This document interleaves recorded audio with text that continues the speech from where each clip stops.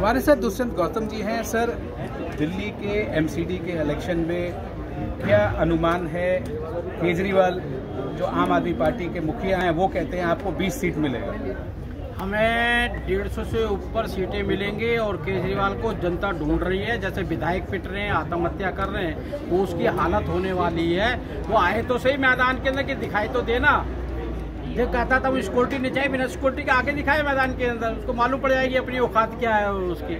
ये बैठे बैठे कमरे के अंदर बैठकर स्विमिंग पूल में नहाते हुए फोटो खिंचाना और बातें बनाना तो कोई भी कर सकता है। सर, ये इस बार जो एमसीडी का इलेक्शन का चुनाव है, डेवलपमेंट का जो मुद्दा है वो ज़्यादा मुखर नहीं है।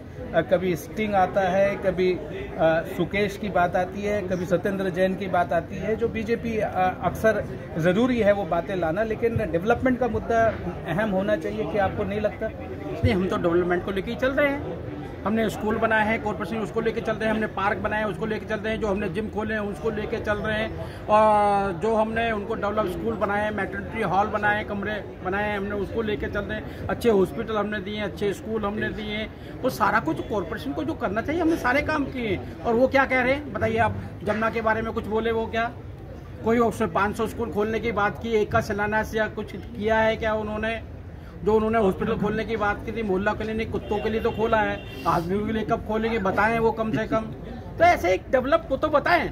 वो तो कूड़े को ढेर कर जो कम हो चुका है उसके पीछे पड़े हुए हैं। और वहाँ देखते हैं मशीनी देख के, बड़ी बड़ी मशीन देख के वहाँ से भी भाग जाते हैं। वो कहने के लिए उनके पास कुछ नहीं है, हमारे पास कहने के लिए बहुत कुछ है। उसको लेकर हम जनता के बीच में जा रहे हैं। एक आखिरी सवाल, गुजरात में वोटिंग होना है और हिमाचल में वोटिंग हो चुका है।